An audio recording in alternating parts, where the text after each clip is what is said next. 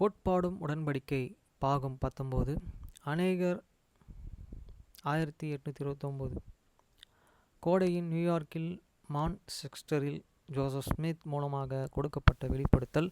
தீர்க்கதரிசி அவரது வரலாற்றை மனுஷரல்லாமல்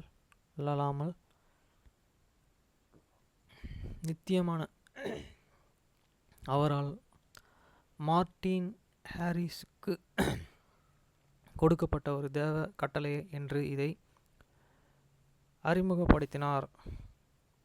வசனம் 1-3 கிறிஸ்துவுக்கு சகல வல்லமையும் இருக்கிறது. 4-5 சகல மனுஷரும் மனம் திரும்ப வேண்டும் அல்லது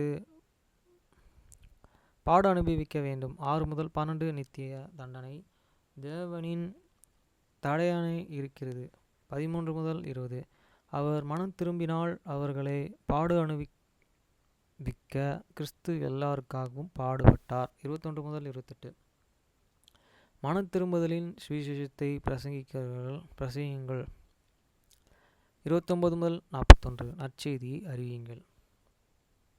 1 நானே கர்த்தராகிய இயேசு கிறிஸ்து அல்லவும் அல்பாவும் உமேகாவுமாய் இருக்கிறேன். ஆம், அவராகிய நானே ஆதியும் அந்தமாயிருக்கிறேன், உலகத்தின் மீட்பர். 2 நான் யாருடையவனோ எனது பிதாவாகிய என்னை குறித்து அவரது சித்தத்தை நான் நிறைவேற்றிய முடித்தேன். சகல காரியங்களையும் நான் எனக்கு கீழ்ப்படுத்தி கொள்ளவே இதை செய்தேன். 3 உலகத்தின் முடிவிலே ஒவ்வொரு மனுஷனும் அவன் செய்த கிரியைகளை மற்றும் செயல்களின்படியே அவனை நியாயத்தீர்த்து அதன் குடிகளின் மீது நான் அனுப்புகிற நியாய தீர்ப்பின் பெரும் கடைசி நாளிலே உலகத்தின் முடிவிலே சாத்தானையும் அவனது கிரியைகளையும் அழிப்பதற்காகவே சகல வல்லமையையும் தக்க வைத்து இருக்கிறேன். 4 நிச்சயமாகவே ஒவ்வொரு மனுஷனும் மனம் திரும்ப வேண்டும் அல்லது பாடு அனுபவிக்க வேண்டும், ஏனெனில் தேவனாகிய நான் முடிவற்றவர். 5 ஆகவே நான் கொடுக்கிற தீர்ப்புகளை நான் திரும்ப பெறமாட்டேன், ஆனால் ஆபத்துக்கள் தொடர்ந்து வரும். ஆம், எனது இடது பரிசுகத்தில் காணப்படுகிறவர்களுக்கு அழுகையும் ஒப்பாரியும் பற்கடிப்புமான கோடுகள் ஏற்படும். 6 ஆயினும் இந்த வேதனை முடிவு இருக்காது என எழுதப்படவில்லை, ஆனாலும் முடிவற்ற வேதனையே என எழுதப்பட்டிருக்கிறது. 7 மீண்டும் நித்திய ஆக்கினையே என எழுதப்பட்டு இருக்கிறது. ஆகவே மொத்தத்தில் எனது நாமத்தின் மகிமைக்காக இது அனுப்புத்தரின் இருதயங்களின் மேலே கிரியையை செய்யும் என பிற வேதங்களை விட அதில் அதிகமாக குறிப்பிடப்பட்டிருக்கிறது. 8 ஆகவே இந்த இரகசியத்தை உனக்கு நான் விவரிப்பேன், ஏனெனில் எனது அப்போஸ்தலர்களைப் போலவே நீயும் அறிந்து கொள்வது அவசியமாகும். 9 இந்த காரியத்தில் தெரிந்து கொள்ளப்பட்ட ஒருவனாகிய உன்னிடத்தில் நீ எனது இளைப்பாறுதலே பிரவேசிக்க வேண்டும் என்பதால் நான் பேசுகிறேன். 10 ஏனெனில் இதோ தேவத்தன்மையின் இரகசியம் எவ்வளவு பெரிதாயிருக்கிறது. ஏனெனில் இதோ நான் முடிவற்றவர், எனது கரத்திலிருந்து கொடுக்கப்பட்டும் தண்டனை முடிவற்றதாயிருக்கும். ஏனெனில் முடிவற்றது என்பது எனது நாமம். ஆகவே 11 நித்திய தண்டனை தேவனின் தண்டனை. 12 முடிவற்ற தண்டனை தேவனின் தண்டனை. 13 ஆகவே மனம் திரும்பி எனது நாமத்திலே எனது ஊழியக்காரனாகிய ஜோசப் ஸ்மித் இளையவனிடமிருந்து நீ பெற்ற கட்டளைகளை கைக்கொள்ள நான் உனக்கு கட்டளையிடுகிறேன். 14 எனது சர்வ வல்லமையினால் நீ அவைகளை பெற்றுக்கொண்டாய். 15 ஆகவே மனம் திரும்ப நான் உனக்கு கட்டளையிடுகிறேன்.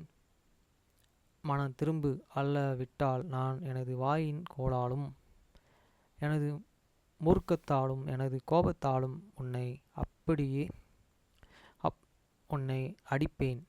உனது வேதனைகள் அதிகமாயிருக்கும். எவ்வளவு அதிகம் என்பதை நீ அறியப்படமாட்டாய், எவ்வளவு கொடியதென நீ அறியப்படமாட்டாய்.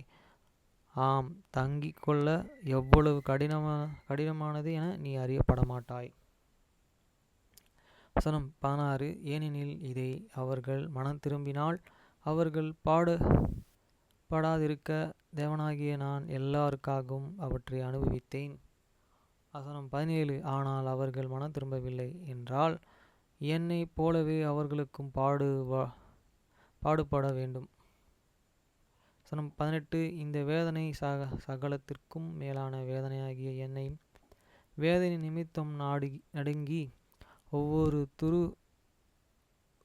துருவத்தில் இருந்தும் இரத்தம் ஒவ்வொரு துவாரத்தில் இருந்தும் இரத்தம் சரிந்தும் துவாரத்தில் இருந்தும் இரத்தம் கசிந்த சரீரம் ஆவி இரண்டிலும்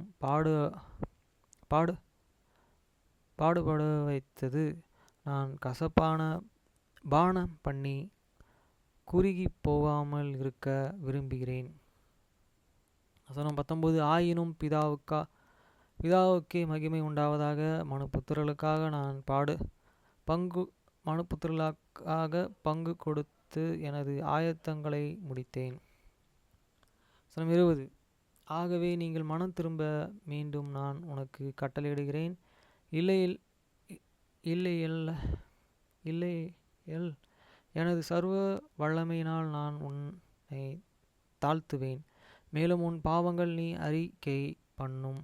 இல்லையென்றால் நான் சொன்ன இந்த தண்டனைகளை அனுபவிப்பாய். ஆம், எனது ஆவியை நான் எடுத்து கொண்ட நேரத்தில் நீ இவற்றையே சிறிய அளவே மிக குறைவாகவும் அனுபவித்தாய்.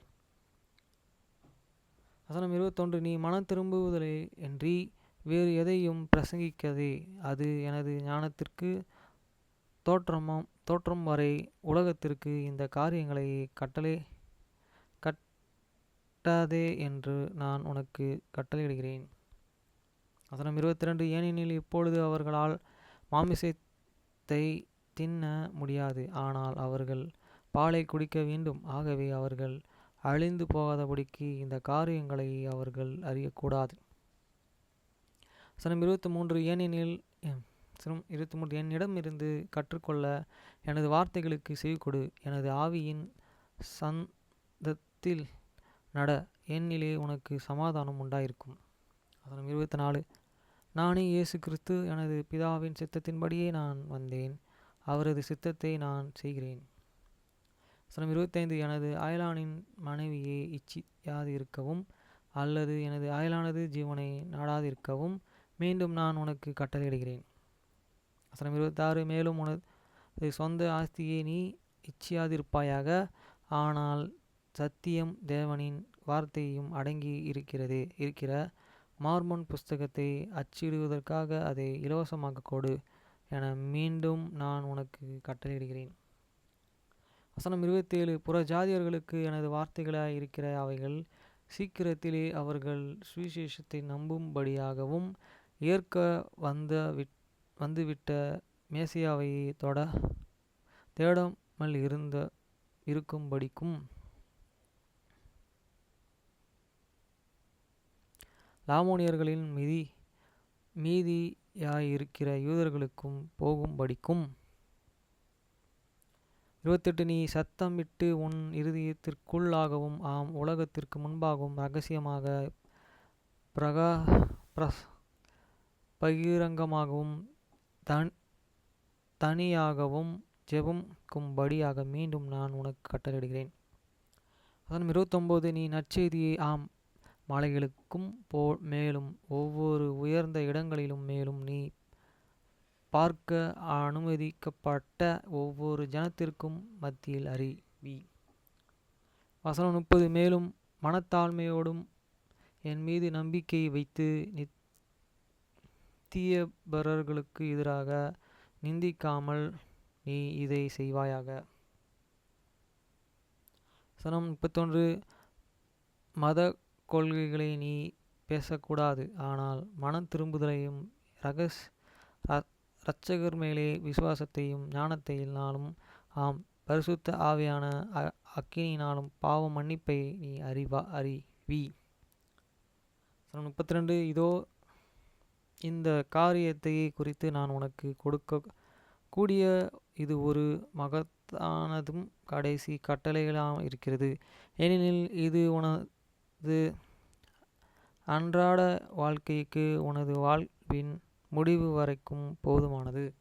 வசனம் 33. இந்த ஆலோசனைகளை நீ அசட்டை பண்ணினால் நீ துக்கத்தை நீ மற்றும் உனது ஆஸ்தியின் அழிவுக்கேதுவான துன்பத்தை பெறுவாய்.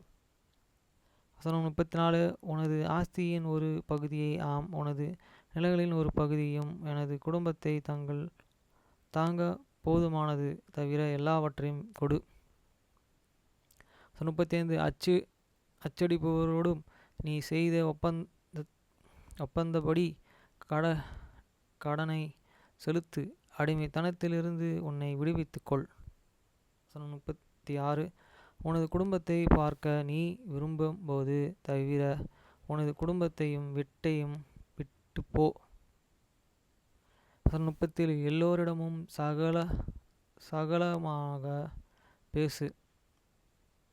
சகஜமாக பேசு. பிரசங்கி, புத்திச்சொல், சத்தியத்தை ஒரு உரத்த குரலில் கூறுதலிலும் சத்தத்தோடு ஓசனா ஓசனா கர்த்தராகிய தேவனின் நாமம் ஆசீர்வதிக்கப்படுவதாக என பிரகடனம் செய். வசனம் 38. அப்பொழுது ஜெபம் பண்ணு. நான் உன்மேல் எனது ஆவியை ஊற்றுவேன். நீ பெறப்போகிற அழிந்து போகாதபடி பூமியின் செல்வங்களை காட்டிலும் அதிகமாக உனது ஆசீர்வாதங்கள் பெரிதாயிருக்கும். 19. இதோ களிகூர்தலில்லாமல் சந்தோஷத்தில் உனது இருதயத்தை உயர்த்தாமல் அதை உன்னால் படிக்க முடியுமா? வசனம் 40. அல்லது ஒரு குருட்டு வழிகாட்டியை அதிக தூரம் ஓட முடியுமா? வசனம் 41. அல்லது தாழ்மையாகவும் சாந்தமாகவும் எனக்கு முன்னால் நீ ஞானமாக நடந்து கொள்ள முடியாது. உனது இரட்சகரான என்னிடத்திலே வா. ஆமேன்.